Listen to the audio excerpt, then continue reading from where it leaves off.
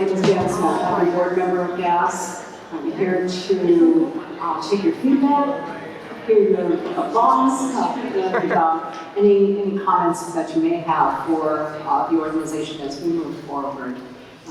So I'm glad to have you here today. Thank you for supporting GAS. And I'd like to welcome Mike Shelbo. He's a man who tells me he needs no introduction, so he will take care of this on his own. So please welcome Mike Shelbo.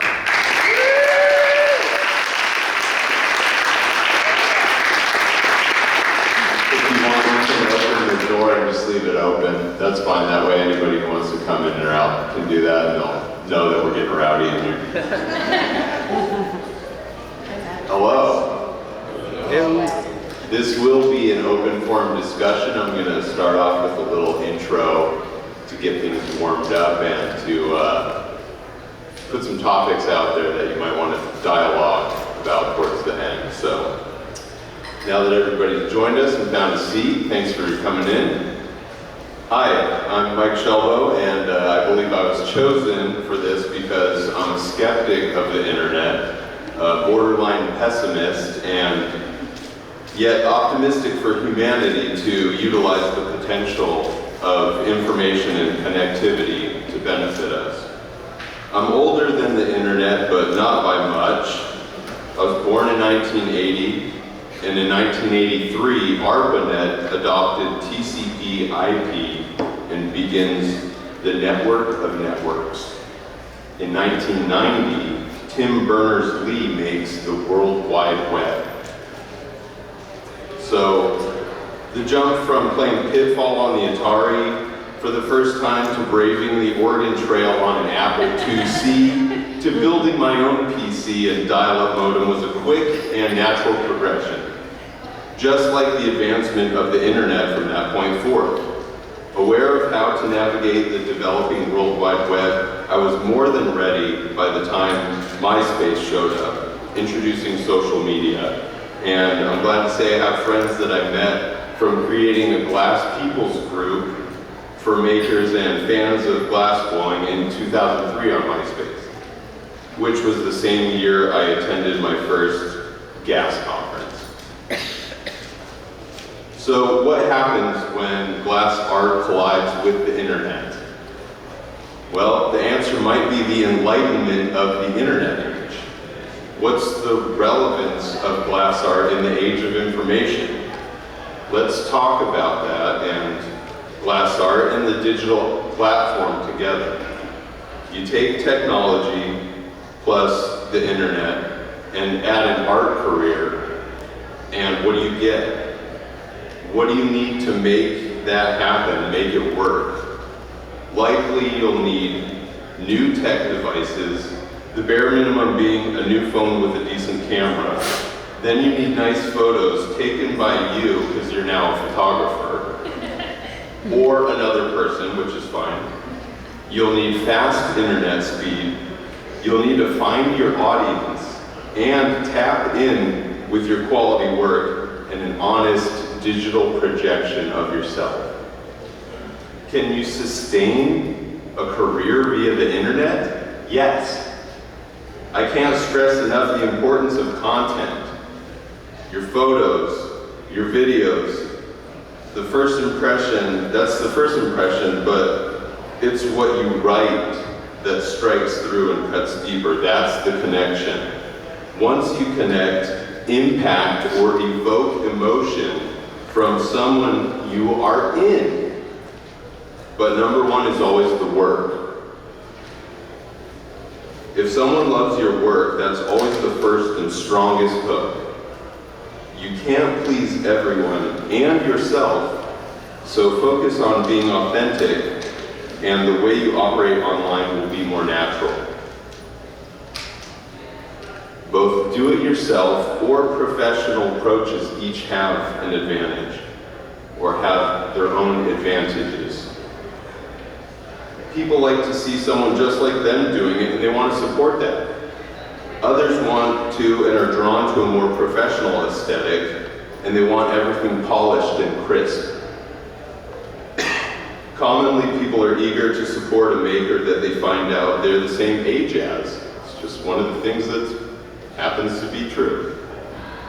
We live through each other and have given open portals to view each other's lives. Funny how that can either strengthen the bond or turn you off depending on what you find out about the individual.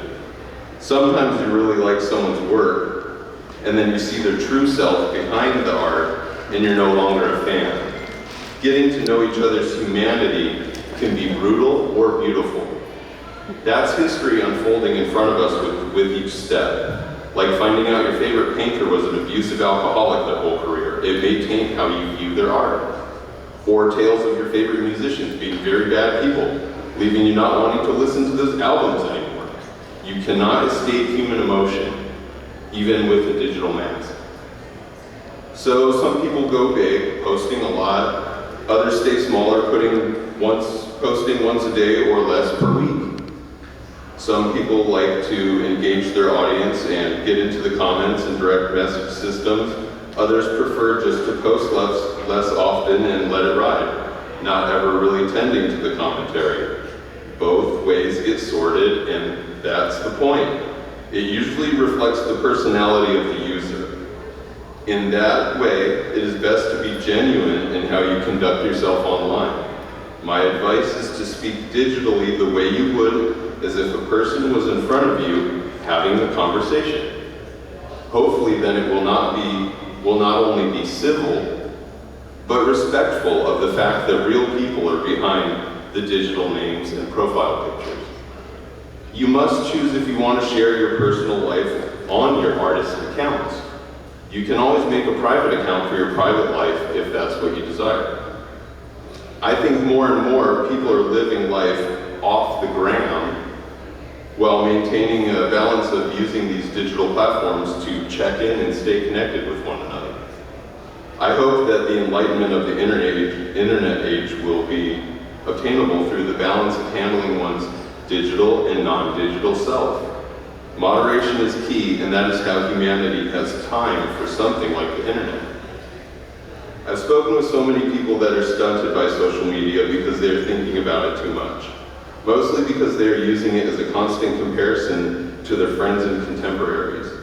Always self-evaluating and critiquing your own life or work based off what others digitally project is no way to live. If social media only leaves you crippled with self-doubt, then delete it immediately. It should be used as a life enrichment tool. Something should come out of it that is positive, otherwise you're wasting your precious time. When it comes down to it, our most valuable resource besides love is time. Priceless, yes, but still spent at a cost. So there's nothing wrong with never using social media or the internet. But if you are seeking a place in modern society and this ever-changing world, you may have to conform a bit. If you're going to spend that time, spend it wisely. So there's so many platforms to choose from. You can either dwell there and observe, or you can choose to be a content creator. Don't be a troll, but we'll get back to that in a bit. You may find several online platforms that suit your needs, and they may be site or app specific. Remember, you may be juggling a personal private account and a public profile. So you use Facebook to stay connected to your family, but mainly growing your business or artist profile on Instagram. I was a fan of the early versions of Facebook, but deleted it completely years ago and never looked back. Trolls. Trolls live beneath the bridges of the information superhighways. Trolls are anyone using anything, and I mean fill in the blank here, using anything to further propagate a narrative of widespread discord and dysfunction in American society. Unfortunately, the internet is us, all of us, a reflection of humanity, everything good and bad at the same time. That entire spectrum laid out before you, from the people doing the most with it in the most positive way to the worst garbage people on the planet, trolls. So I think in the internet we see the duality of man. And when I was using both platforms, I found myself lurking, wasting more time online, lurking after my usual regimen of checking messages and interactions like comment discussions. So I happily focused on the more visual-based Instagram. Instagram continually added features that allowed me to use it as my main online outlet. Able to have a clickable link on your profile bio. Anyone can connect potential customers to a website, store, or any content you wish. I use Big Cartel for mine, where I put work for sale and I maintain and control that myself with an app on my phone. Now you can private message, video chat, live stream, post short and long format temporary videos, multiple photos in one post, and more. Let's look at Instagram, but know that almost everything I'm about to say next pertains to the other popular online platforms you may be using. So let's briefly go over the inner workings of Instagram and digital echo chambers.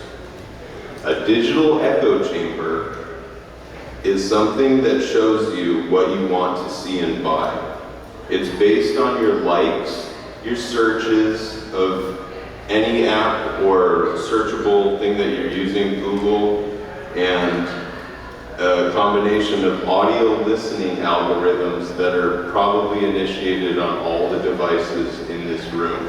You probably said yes to an agreement on some app that allowed your microphone to be on, and if you're wondering why on Instagram or other things you see ads that pertain to what you were talking about yesterday, it's because your phone actually translated picking up on keywords that are fed through an algorithm that will tell you that you want to drink a Coke today, or that you need to go to Home Depot because you're talking to your wife about you need to go to Home Depot yesterday. But you'll see it in your feed and you'll wonder why. Well, it's a thing called digital echo chambers.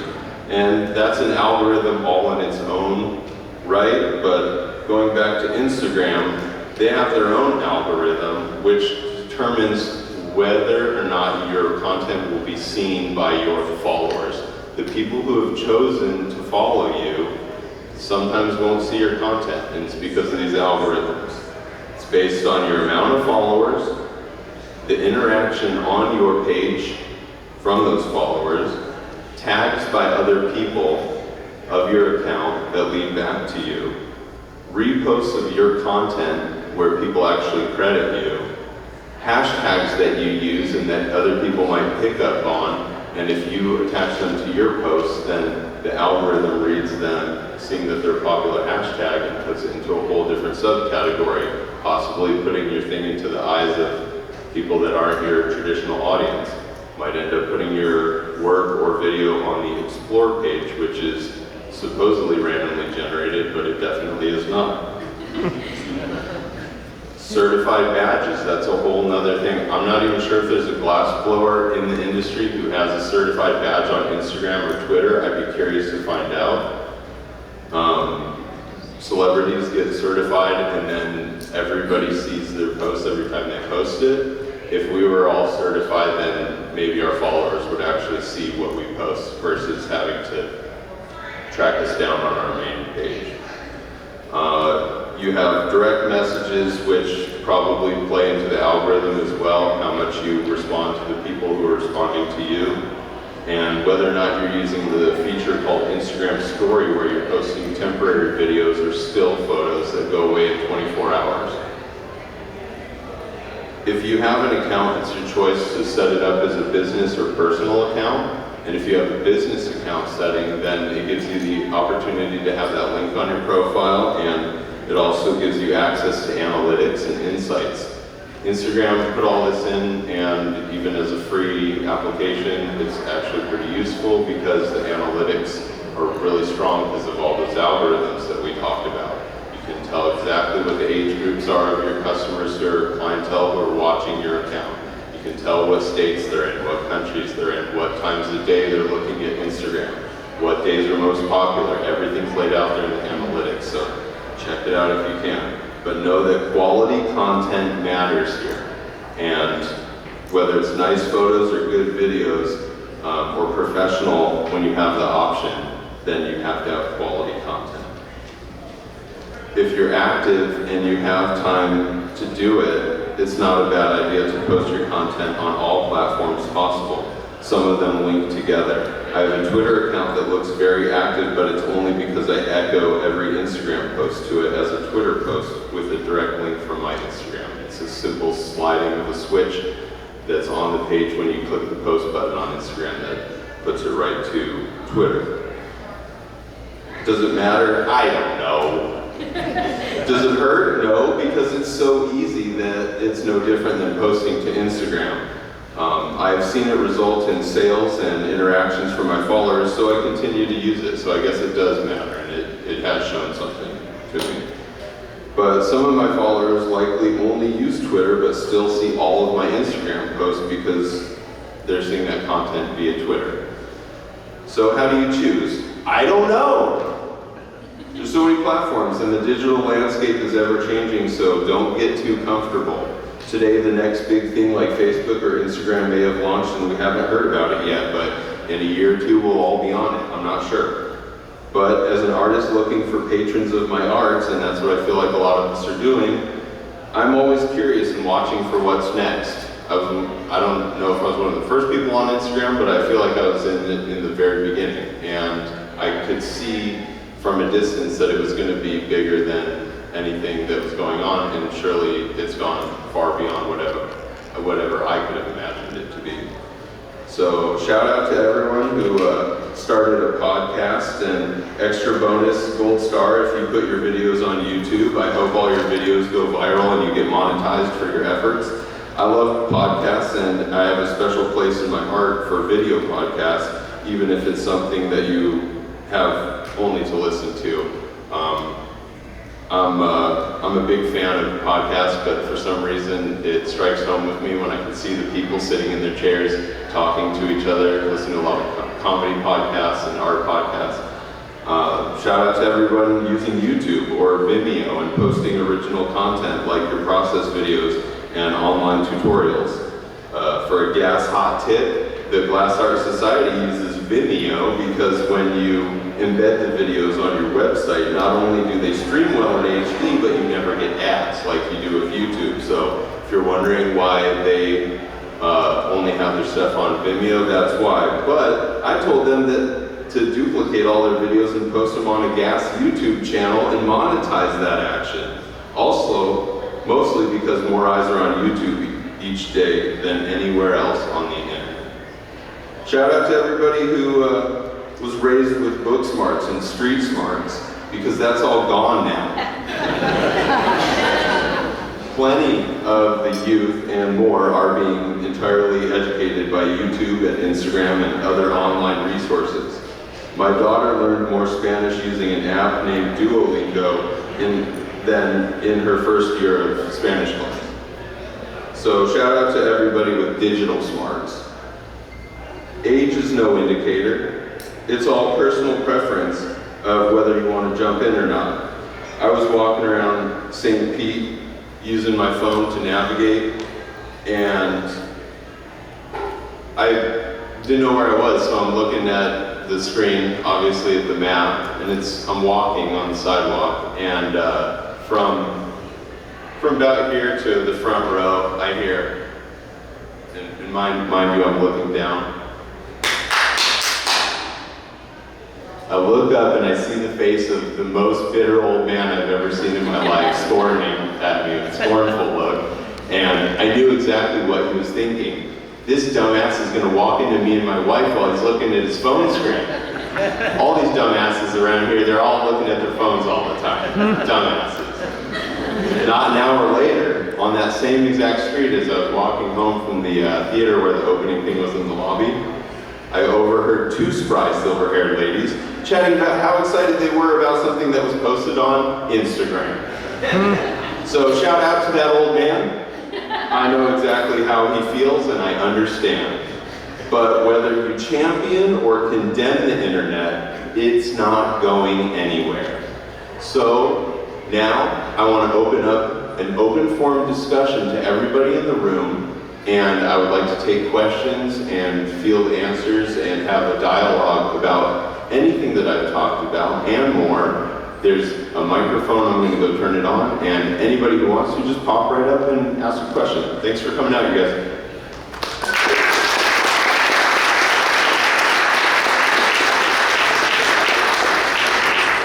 Is the talk going to be posted somewhere? Torchtalk.com. What is that again? Torchtalk.com. Yeah, go ahead. Thanks, Mike. It's really informative. A little bit closer. One of the most important aspects of Instagram is, getting seen by your followers, as you mentioned, because their algorithms are structured so that not all your posts are seen. They actually have the opportunities to purchase wider viewing. That's right. I didn't go into the promotional, but go ahead. The promotions hit the wrong people. That's correct. And that's the problem. I'm happy to spend $20 to promote my work, if only they would show it to my followers. So I'm really interested in what you said about certification.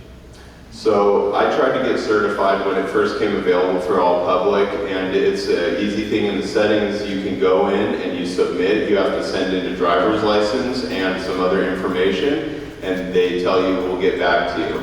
Well, about 6 months later, I got an email that said, it was either email or direct message within the app that said, you were not given a badge at this time, please reapply in 6 months. I don't know what that means. Like I said, I'm really curious if any glass blowers have gotten a certified badge, because I've only seen it go to celebrities and, celeb style profiles. But touching on that subject of promotion, Instagram, Facebook, all these places, of course they wanted to figure out how to get more money out of you. They're not getting enough money from the advertisers, which they're making $1 bajillion from. They want you to give them $5 so that you can sell your own content to the people who signed up voluntarily to see you. I don't agree with that. I think that's a total scam. And if your business profile or your artist profile is not growing organically, you can't buy your way into it. All of those empty follows, they drop off, the accounts go dead, Instagram cleans them out, and you'll drop a couple hundred to a couple thousand followers. I've seen some people get devastated by their amount of followers overnight when they clean out old dead accounts or bot accounts.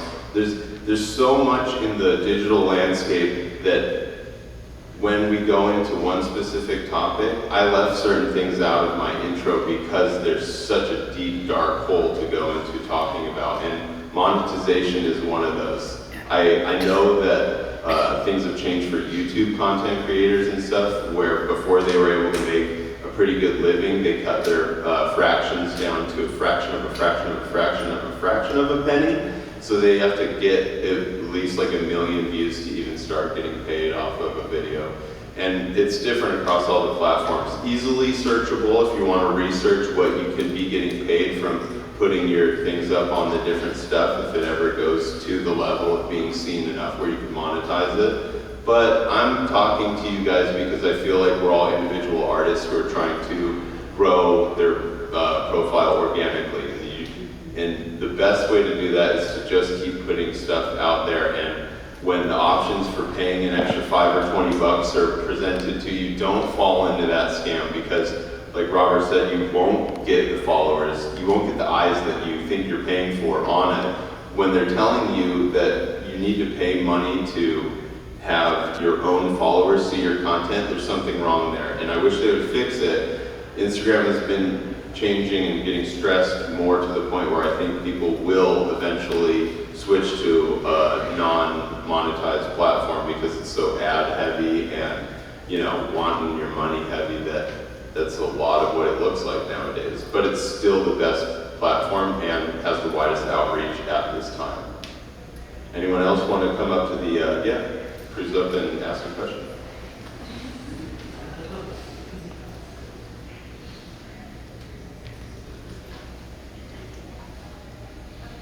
Of course, now that I've figured out the maze, I'm blinking a little bit. You got it. What do you got?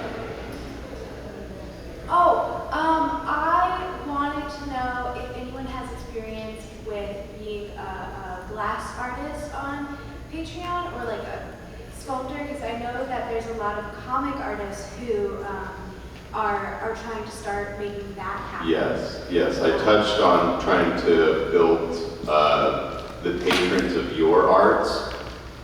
Part of what the internet can do is take us back to a time when the patrons needed the artists and the artists needed the patrons, and that system has never gone away from the Renaissance until now. We need people to support us as artists, so Patreon is another online platform, if you're not aware, where musicians, comedians, anybody actually, life guidance counselors, they can put these videos up and you put them up and people pay a monthly subscription. It can be $1, it can be $5, it can be whatever. I think you set the Patreon amount. I haven't looked into it, I don't use it, but I'd be curious if there's any glass artists who are using it right now. I use it for my Torch Pass and the whole monetization, sponsorship, everything involved in basically how I get to all of these events and cover it. So if any of you guys have questions about Patreon, you're more than welcome to find me and jazz about it or whatever. Yeah, it's an interesting platform. So, in case you guys didn't hear that, Mike was saying that he's using Patreon, and that's how he distributes his content, which is a podcast. Yeah, I mean, everything goes public, but people who support me on Patreon will get early access to certain content exclusive for 6 months. It's like an uphill battle you have to figure out for your own thing for sure. But so he's giving away all the content for free, but here's where it goes back to what I was saying about getting the hooks into people. People get excited, they want to support him in his podcast because not only are they seeing the content come out for free, but they know that if they don't support it, it's still going to be there. For some reason, that triggers people to get more excited about supporting it in a real way, a money way. And so if you give them a Patreon or a PayPal or a donation, any way that they can support, you'll find that they actually do. It's the same as the phenomenon when musicians started giving away their music for free, or an option where you could buy the album or obtain it for free. Yes, a portion of the people chose it for free, a large portion, but surprisingly, a greater portion paid the amount that they requested or donated more beyond what they asked for. And one of the first bands to prove that was Radiohead. And they were happy to report the statistics saying that of the people that paid, 80% paid more than the cost of the album because they were so happy to support that they wanted to actually support and give as much as they could give. The same thing works for individual glass artists or content creators. Anyone else have questions? Yeah, go ahead. What are you doing? The mic, please.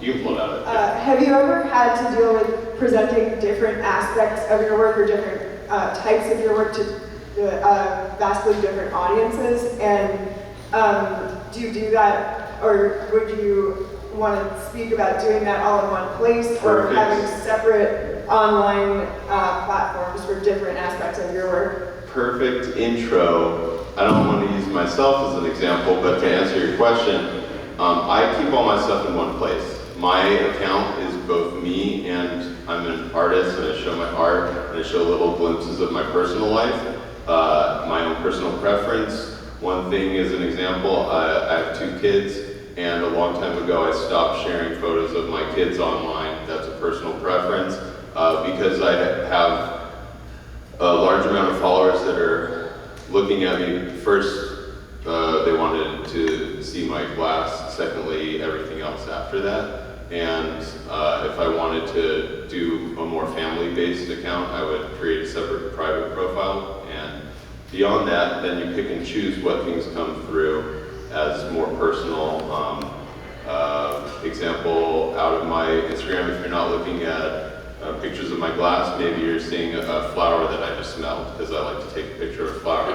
And that's what I share. And so I have a handful of things that I share, and they kind of all are in that same wheelhouse. If you are a follower of me, then you are kind of familiar with the territory that I dwell in. But everybody has that chance to choose for themselves.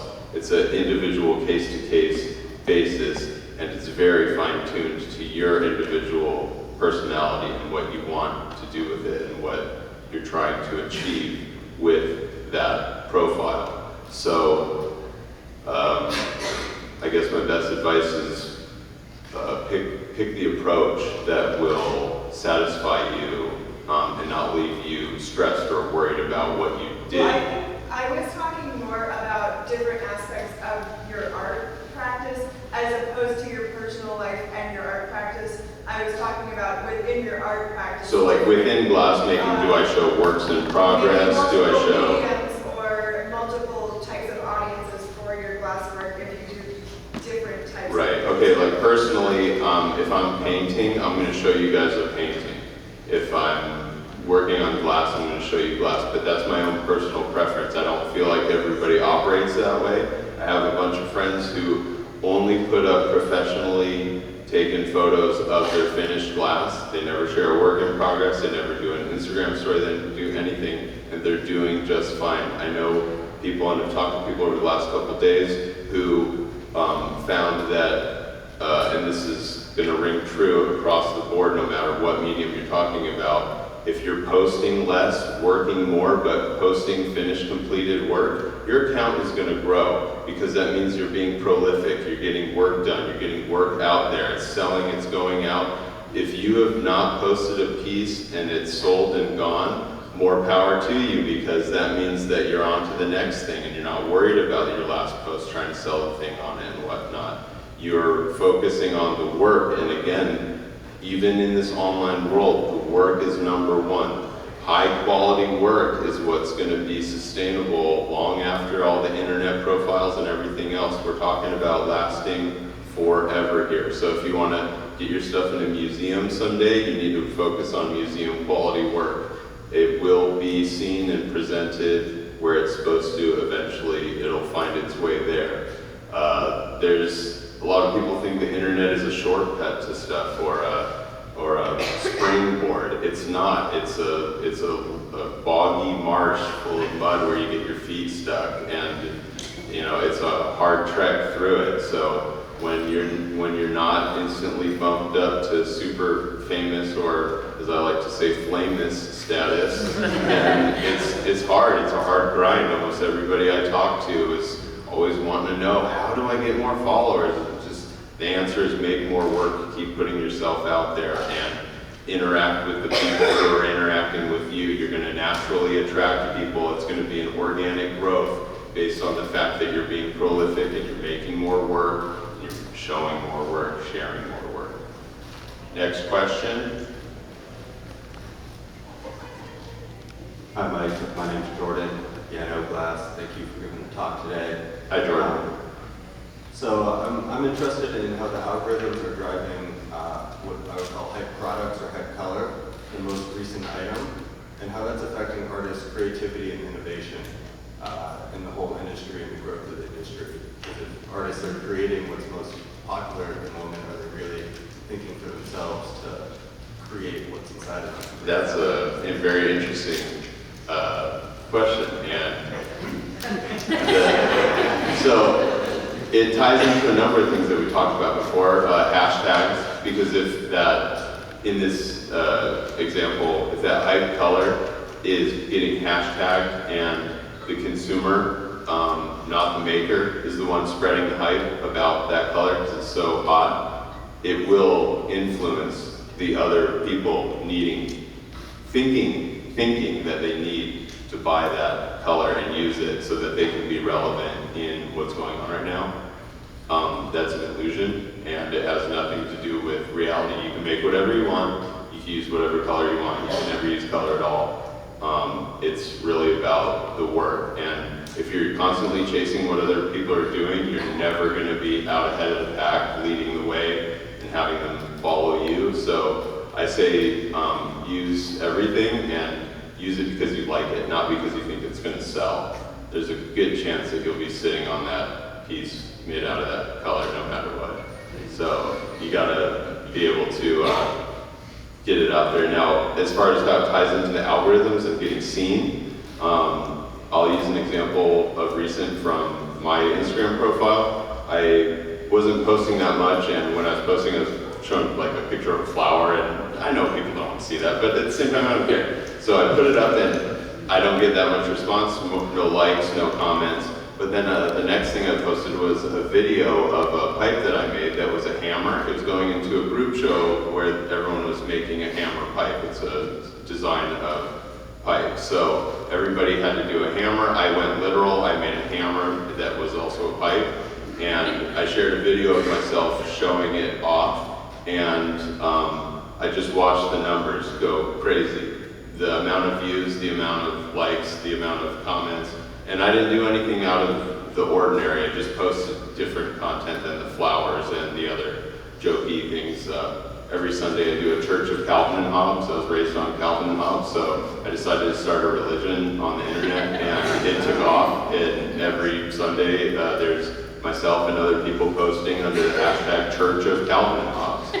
It's just something that, ends up being one more hook that might go in to keep people with you as you go along. And then, you stumble upon other awesome stuff like people who are into the same thing, and then you start following them and you support them as artists, and it all comes full circle back. But the algorithm and the way that the videos get boosted to where everybody starts seeing it is because of the interaction. The more people that see it means the more people that see it. The more people that talk about it means the more people can hear them talking about it. And that digital hearing is just it popping up in your feed. So those people that see it, they're probably already following you. And because of that extra activity on that post, it's bringing it to the foreground of their feed. The algorithm is your friend and your enemy in that case, because you could have influenced it by the hashtags that you use, but it's most likely the content and the fact that it is interesting and people want to see it, share it, they're tagging friends to look at it, more views, the views go up, all these things that are connected, and it's the all boats rise with the tide. It should be like that, but it's not. It's one video, and it can be one obscure thing out of your account. I remember going and there's other accounts that share things like Colossal, Street Art Globe, and these things that will steal content from other people, rarely credit who it's from. And once they do, if they do credit who it's from, you tag the person, and they have like less than 5,000 viewers. They just happen to put up a video that went viral, and it goes viral by these people who have millions of followers stealing it and thriving off of other people's content. They're growing their thing, their generic thing that just shares constantly, because they don't have to do anything besides sit at home and share it. They're not actually putting out the work that leads to the video of the, charity case that went well and touches everybody's heart, or the cool art thing that everybody wants to look at for 10 seconds of their day. And this brings me to the most important part of the questionnaire thing, is a reminder that whatever way you go through this, whatever route you take and wherever you're choosing to go, man, be careful, because 24 to 48 hours later, it's all gone. Like whatever hard work you put in and all that stuff, if you're not back on top in the relevant category and you're stable there, then you're right back down in the trenches with everybody else, and you're trying to get seen and you're trying to get your content boosted and all that stuff. So 24 to 48 hour cycle of the internet is an entire lifetime on the internet. If you can make it past that, and if you have continuous forward progress, growth, then you're doing fine. Even if it's one new user a month, that's amazing. But if you can get up to the point where you're getting 100 a week or 100 a month, then you're doing great, and you're on the way to where it's snowball effect and it will take off. There's a point where it tips over and your cup is full and all the overflow is still coming in, and it's gonna keep happening. So just keep pushing and know that every single day is the next opportunity on the internet.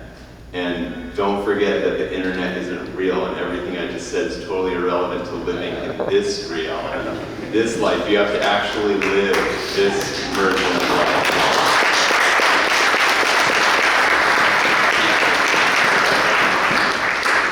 About how many hashtags do you typically use per post? about how many hashtags do I use typically per post. I don't know, 3 or 4, and most of them I make up myself. I rarely will use one that the whole world uses, and when I do, I've seen weird likes and weird follows show up in the aftermath of it. People who either there's some bots, which a bot is a computer-controlled software program that is automatically following and liking and engaging in people's accounts. That's becoming more prevalent. So if you put hashtag Murano glass, there might be a bot that comes to your page, automatically likes your photo, doesn't know what it is, and writes, "It looks so good," and, you know, and they write it on every. If you follow those different fake profiles around, you can see them pop up in different places. They copy and paste the same comment, and a lot of the time, it's a comment that is actually trying to drive your viewers to their page. Sometimes it's as blatant as saying, "Click this and you'll get 1,000 followers by tomorrow." All that stuff's a scam and is totally empty. You don't want to waste any of your time on that. As far as coming up with hashtags, use your own, and you can see in the pipe making world, they take over hashtags. Oprah's book club is now a pipe making hashtag. Just saying, Oprah's book club is now a pipe making hashtag and has been for a couple years because they decided it so. I listened to a podcast called Your Mom's House, and they are a comedy team with such a strong follower base that every inside joke is taken by the follower base to the place that the jokes are about, in this instance, Garth Brooks' Instagram. And if you look at Garth Brooks' Instagram, hundreds and hundreds of comments on every single photo from the time they unleashed this army of potential trolls / jokesters on his account. Oh, every single comment is all Your Mom's House inside jokes from these comedians. And it's brutal, but it's the power of the internet. So knowing that it's that powerful, you have to navigate through and wield its power accordingly. So do you tend to use the same or similar ones over and over, or always different ones? I use the same ones when I really wanted to identify me, hashtag Mike Shelbo, hashtag goblins around. I use a couple of things, Goblin Hunters Club. Those are specific to me, but then I'll just put funny ones in, and I'll use one-off ones like hashtag why am I the one talking at this gas conference when I'm totally unqualified. Go ahead. How does your authentic engagement on other people's Instagram posts affect you? I started posting a lot of positivity as like a way to help me with my depression, and some glass artists out there, shout out to you guys, sent me 3 stickers. So I love that. But how I know that it supports other people, but how? Remember when I said that people like to follow people their own age? It's the same thing. Everybody's finding identity markers within each other that they identify with, and that's why you're interested. You like the art, and that's the jumping off point.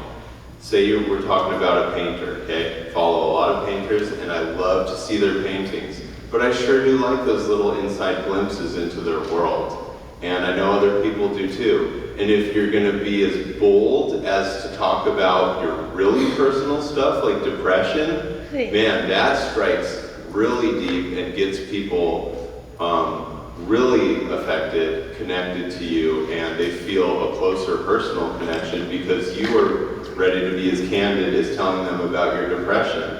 I've done it a number of times, and I've put something as simple as the telephone number for the hotline for suicide prevention, and the amount of direct messages that I got pale in comparison to the public interaction on those posts. People saying, "Thank you so much for doing this." And I say, I I didn't do anything at all. I did a digital post. It really wasn't that hard, but apparently it is hard.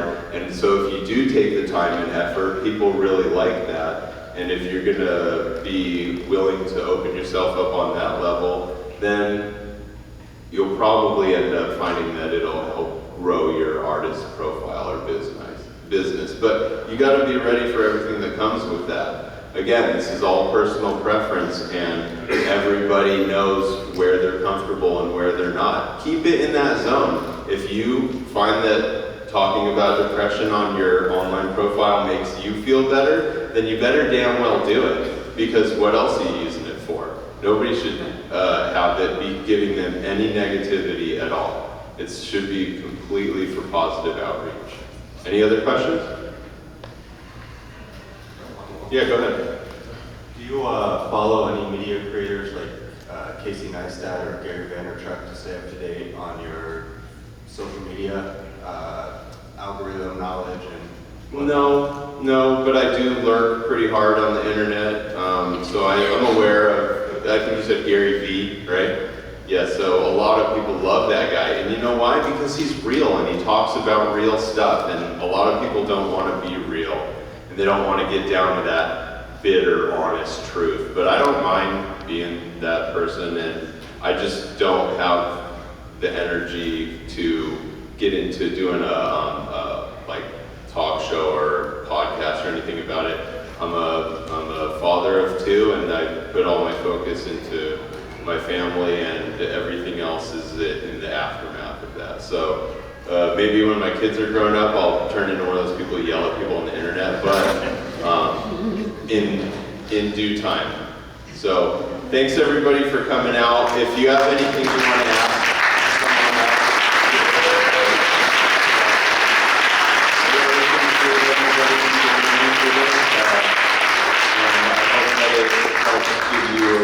insight into both my thought process on all this and maybe something for you to think about as you move forward in this digital landscape. Thank you. Thank you.